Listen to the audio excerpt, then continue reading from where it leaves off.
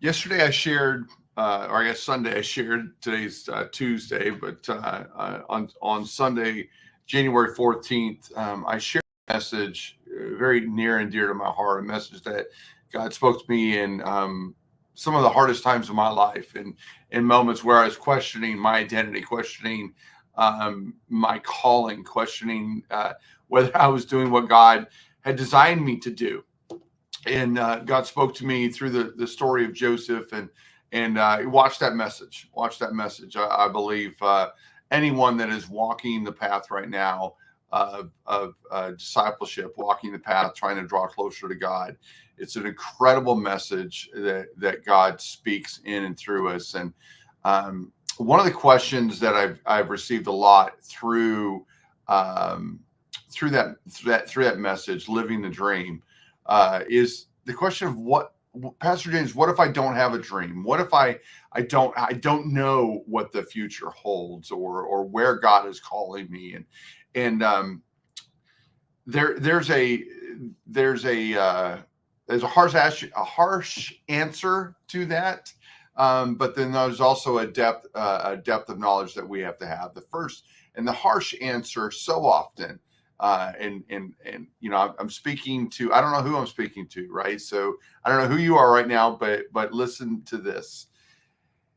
Those of us, or those of you that have no vision, you have no dream, you're like, God, I'm waiting for God to tell me what to do. Can I tell you what the Bible says? What the Bible says is that people without a vision will perish. That if they don't know their calling, they don't know their work, where they're going, and don't get upset right now, because I can hear some of you automatically getting upset. Oh, that's wrong. No. There's a difference between knowing who you are and where you're going, than wondering where you're going. Okay, so let me explain it to you like this. Right, the patriarchs, the individuals in the Bible that we follow so much, so many of them didn't know the future, but they knew the next thing. They knew what they were supposed to do. They knew what direction that they were to go. In fact, let me tell you, I don't even know who you are. I can tell you the perfect will of the Father for you. You ready for this? You've been waiting. I've had this question so often. I don't know God's will for my life. Well, I'm going to tell you God's will for your life right now. His will for your life is to be in a relationship with Him, to worship Him, to engage with Him. That's why you were created. Understand this. God did not create you to do things for Him. God created you so He could love you, so He could be in relationship with you.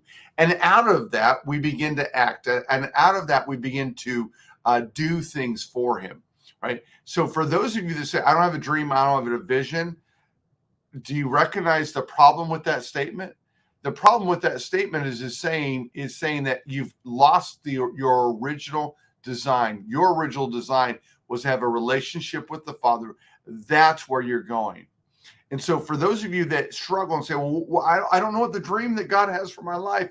The dream that God has for your life ultimately is to be into an intimate relationship with Him, to go from glory to glory, to draw deeper in Him, not just to be ankle deep or just a toe in the water, but to be submerged in His presence, to know Him, to have that dream. That's the harsh answer.